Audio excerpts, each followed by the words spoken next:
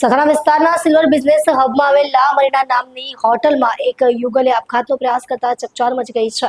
પતિ પત્ની હોટલના રૂમમાં જઈ દવા ગટગટાવી દીધી હતી, જેના કારણે યુવતીનું ઘટના સ્થળે જ મોત થઈ ગયું હતું, જ્યારે યુવકને ગંભીર હાલતમાં સારવાર માટે હોસ્પિટલમાં ખસેડવામાં આવ્યો છે. આ દુઃખદ ઘટના સથાણા પોલીસ વિસ્તારમાં બની છે. પ્રાથમિક તપાસમાં સામે આવ્યું છે કે બંને યુવક યુવતીએ પ્રેમ લગ્ન કર્યા હતા અને આશરે 1 વર્ષ પહેલા તેમણે લગ્નગાંઠ બાંધી હતી. જોકે કોઈ અગમ્ય કારણોસર બંને જણાએ હોટલ ભાડે રાખીને જૈદ પદાર્થનું સેવન કર્યું. પોલીસે ઘટના સ્થળે પહોંચી વિગતો એકત્ર કરી છે અને આત્મહત્યાના સાધનો જપ્ત કર્યા છે.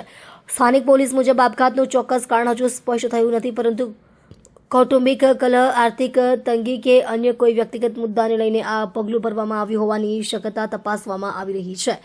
મૃતક યુવતીના પાર્થિવ શરીરને પોસ્ટમોર્ટમ માટે સરકારી હોસ્પિટલમાં ખસેડવામાં આવ્યું છે, જ્યારે યુવકની હાલત નાજુક હોવાથી તેને વેન્ટિલેટર પર રાખવામાં આવ્યો છે. સથાણા પોલીસે ગુનો નોંધી વધુ તપાસ હાથ ધરી છે. પોલીસે હોટલના સ્ટાફ અને આસપાસના લોકોના નિવેદન નોંધવા ઉપરાંત યુગલના mobile phone, social media account અને ડાયરી જેવા પુરાવાઓની તપાસ કરી રહી છે, જેથી આ પગલાં પાછળનું કારણ જાણી શકાય. આ ઘટનાએ સમગ્ર સથાણા વિસ્તારમાં શોકનું મોજું ફેલાવ્યું છે. સ્થાનિક લોકોએ યુવાન પેઢીને માનસિક તણાવ અને સમસ્યાઓના સમયે નજીકના સંબંધી, મિત્રો અથવા કાઉન્સેલરનો સંપર્ક કરવાની અપીલ કરી છે. પોલીસે લોકોને આવી નિરાશાજનક પરિસ્થિતિમાં ધૈર્ય રાખવા અને કાયદેસર મદદ મેળવવા માટે વિનંતી કરી છે.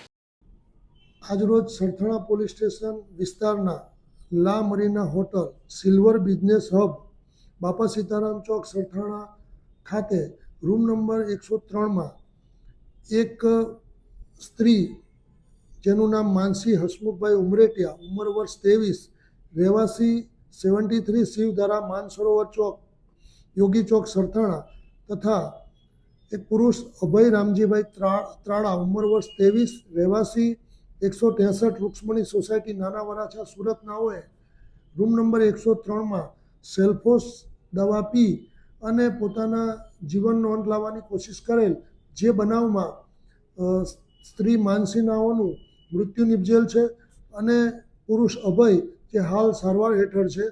પ્રાથમિક રીતે જે આ બાબતની જાણકારી સરથાણા પોલીસ સ્ટેશનને બનતા ત્યાં ત્વરિત પહોંચી જાય તેઓને સારવાર અર્થે હોસ્પિટલમાં મોકલાવેલ છે અને પ્રાથમિક રીતે તપાસ કરતાં આ બંને વ્યક્તિઓના મેરેજ થઈ ગયેલા હતા. તેઓએ કોર્ટ મેરેજ કરી લીધેલ હતા અને ઘરેથી પણ લગ્ન કરવાની સંમતિ મળેલ હતી અને ટૂંક સમયમાં જ હિન્દુ રીતિ રિવાજ મુજબ તેઓના લગ્ન થવાના હતા, પરંતુ કોઈ અગમ્ય કારણોસર તેઓએ આ ઝેરી પદાર્થ પી અને પોતાનું મોત નિપજાવેલ હોય, જે અનુસંધાને હાલ સરથાણા પોલીસ